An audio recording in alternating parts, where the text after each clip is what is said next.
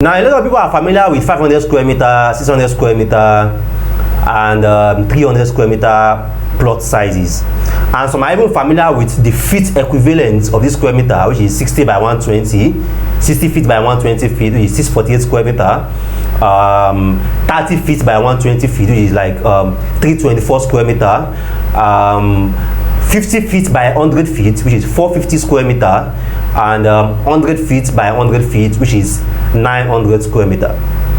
But recently we have been seeing a lot of real estate companies launching some projects and also selling 1,000 square meters. So as always at Meet the Property Guy, we want to share some other ideas with you and some guides with you on what you can do on a 1,000 square meter plot of land. So instead of maybe buying a 500 square meter or 600 square meter, you can start to consider getting a 1,000 square meter land instead. So in case you are coming across a video like this for the first time, this is Meet the Property Guy Property channel, and this is where we discuss everything real estate for avid investors, first-time investors, even for beginners who just want to try out investing in Nigeria, investing in Lagos real estate, to share tips, guides, and advice on everything you need to know about titles, land documents, land sizes, real estate companies, terms and conditions, clauses, contract of sale, everything you need to know basically for you to safeguard your fund and your investments. So let's go into the topic. What can you do? What can you achieve on a 1,000 square meter plot of land?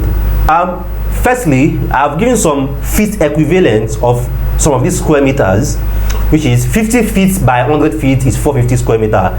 People from Benin are very familiar with 50 by 100. That's 50 feet by 100 feet, that's 450 square meter. And they're also very, very familiar with 100 feet by 100 feet, which is like 900 square meter. Now, based on how land has become scarce in Lagos, real estate companies have continued reducing the square meters of land available. And most commonly right now, most real estate companies are doing 500 square meter and 300 square meter. They hardly want to do 600 square meter again, except you buy 200-300 square meters. So since a 500 square meter is basically like around 110 feet by 50 feet, this is not a standard basically, because it all depends on how the surveyor allocates the land. Some land are always longer in length and shorter in breadth. Some will be longer in breadth and shorter in length. So it all depends. It's going to vary. So let's just say approximately a 500 square meter is 110 feet by 50 feet, which means that a 1,000 square meter will basically be 110 feet by 100 feet approximately. It's not a standard size, approximately. Now for 1,000 square meter, it's just like 500 square meter times 2.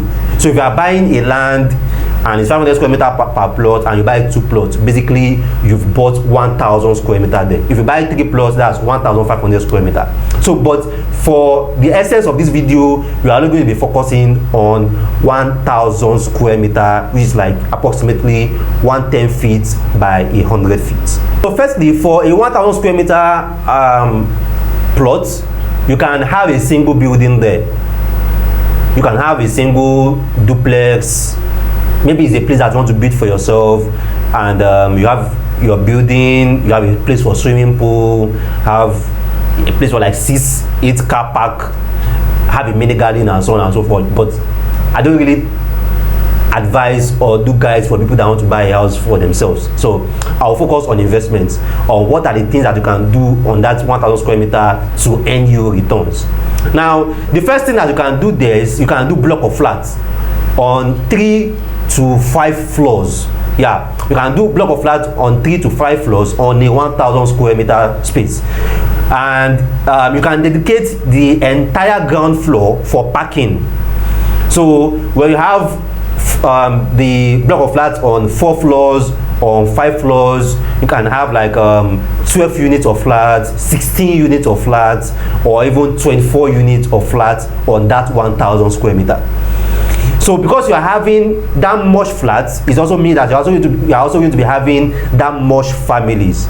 So you need to have a parking space that can at least contain 8 to 10 cars minimum. 8 to 10 cars minimum.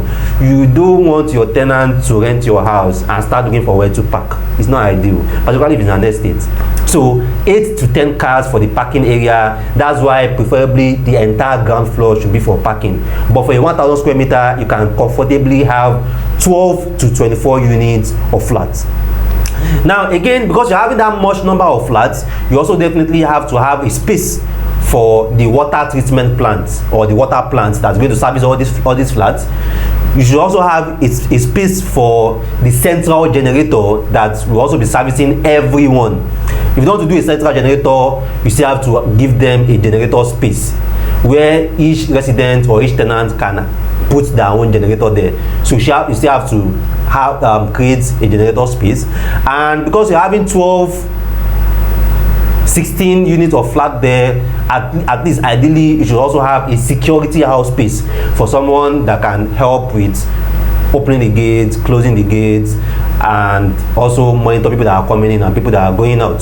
So you can also have a small space, maybe just 1 room or 2 rooms, for people that are going to be handling the maintenance, which is cleaning the compound, cleaning the general service area, the staircase, and so on. All these can easily be achieved on a 1,000 square meter. So if your objective is to have high rises, not really high rise basically, because high rise is like from 10 12 floors, but to have multiple family homes where you can have 12 units of flats, 8 units of flats, 15 units of flats, a 1,000 square meter can achieve that.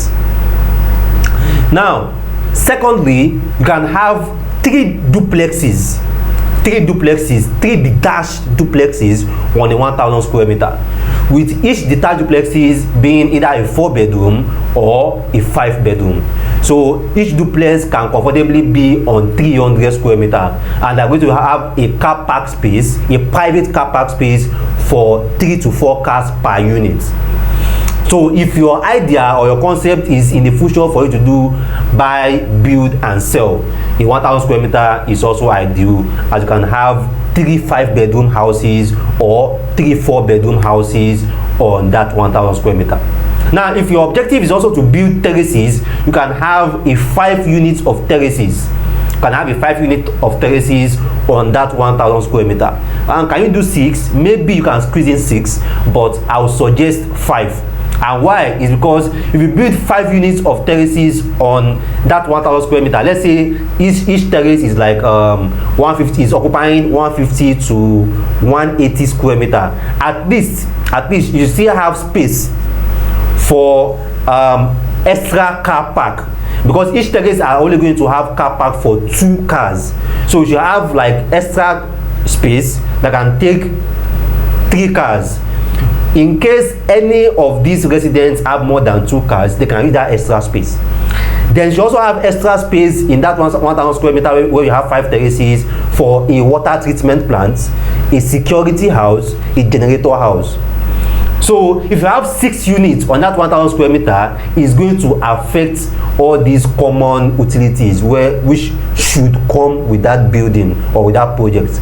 But with 5 terraces on that 5 square meter, 5 terraces of 4 bedrooms, of 3 bedrooms, you can completely have a water treatment plant, a security house, a generator house, and also an extra parking area that can take 2 or 3 cars. So hope you are getting it now. So you can have 3 detached houses, each on 300 square meter, and you can have 5 terrace buildings on a 1,000 square meter. So you are basically like just going to have like a mini estate. If you are doing that terraces, you get it and then have it fully serviced. Now another thing that you can do on a 1,000 square meter is you can have this design very common in Lekki or Sapa, Orchid axis. There will be a fully detached unit at the front and then 2 semi-detached units at the back. So the 2 semi-detached at the back are going to have a driveway, while the main fully detached unit will be the one facing the road. So you can also achieve this on a 1,000 square meter. Why developers do this is that the semi-detached unit can be sold at maybe like 85 million, while the fully detached unit at the front can be sold for like 100 million.